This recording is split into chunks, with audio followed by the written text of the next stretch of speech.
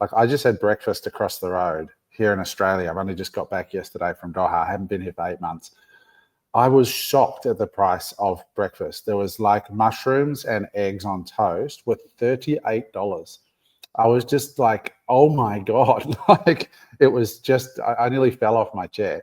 And when we were in Dubai, I don't know if you were there for the session, but one of our guests basically shared the story. Michael Coconut said, guys, here's how it works in a nutshell. If you've got 10 people in a city and each person has $1 in their pocket and then there's 10 apples in the middle of the market, how much do the apples cost? If everybody's got $1 in their pocket and there's 10 people and 10 apples and everyone goes, okay, the apples are $1 each, right?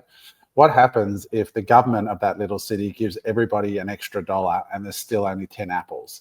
Well, how much are the apples now? And now, of course, the apples are $2. So what changed is that there's more money in the system.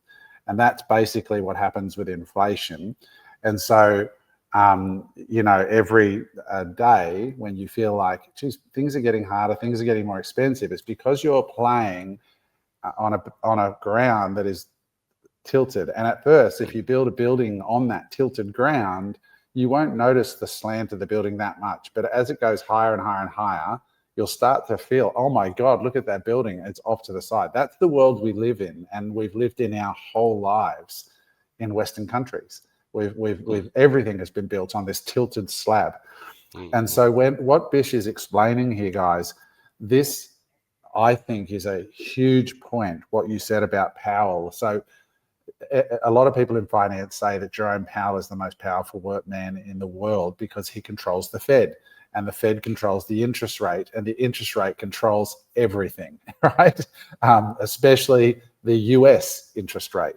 And so you've got a real estate developer running the free world in Donald Trump, who understands borrowing money and building skyscrapers. And now he's doing a metaphorical skyscraper with the US economy. But Jerome Powell is out. His end of term is May, I believe. Is that correct? Correct, sir. So correct. he's definitely out in May, which is only 5 months away, 6 months away. But he might be out through political pressure prior to that. But when that happens, I think, we're going to have Donald Trump with his boy or girl that's in his pocket standing next to the money printer. And of course, this is when, when we want to be holding as many of those apples in the middle of the circle as possible before the money arrives, for really simple terms. And the harder the asset, the more appealing the apple. Would you say that's kind of a very simple analogy for people? You've nailed it, my friend. It's absolutely perfect. And I mean, you put this together as a bit of like a storm in a teacup as well, where I've just got it in front of me here. The short-term holder supply in profit loss ratio has the worst it's ever been.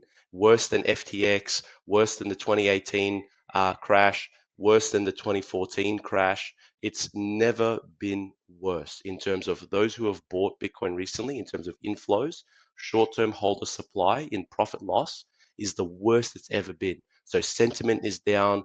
The biggest unrealized losses are sitting at the moment. Obviously, as the market gets larger, this is a trend that we're going to anticipate. So no wonder people are ropeable, despite the fact that the market has only come down 30% from all-time high. So whilst the sentiment is bad, and whilst the drawdown has been severe and sharp, 30% down in about 45 days, it has caught a lot of people off guard. But I'm here to kind of remind people, I'm buying.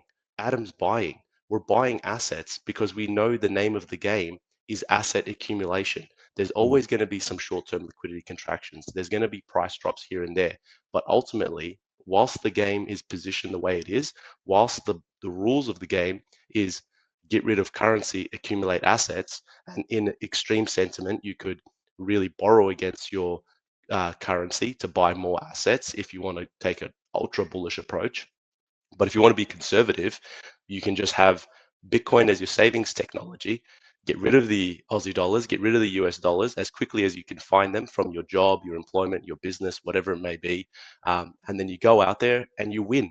And you just have to have that slightly longer term horizon than from moving away from 3 to 6 months and going from to 2 years, 3 years, 4 years. Because if you play those cycles, you're going to win, and you're going to win quite handsomely, I would have to say.